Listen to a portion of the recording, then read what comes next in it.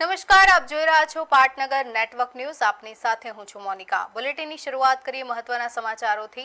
તો વડાપ્રધાન નરેન્દ્રભાઈ મોદીના નેતૃત્વમાં કેન્દ્ર સરકારના સફળ 12 વર્ષ પૂર્ણ થવાના અવસરે અરવલ્લી જિલ્લા વહીવટીતંત્ર દ્વારા 12 વર્ષ વિશ્વાસના વિકાસના અને જનકલ્યાણના થીમ હેઠળ 8 થી 21 જૂન 2026 દરમિયાન જિલ્લાભરમાં પ્રગતિ પથ યાત્રાનો ભવ્ય પ્રારંભ કરાયો છે. મોડાસા અને ધનસુરા તાલુકાના વિવિધ વિસ્તારોમાં નીકળેલી આ યાત્રા છેલ્લા 12 વર્ષમાં કેન્દ્ર સરકાર દ્વારા કરાયેલા જનસેવા અને વિકાસના કાર્યોની માહિતી લોકો સુધી પહોંચાડવામાં આવી હતી.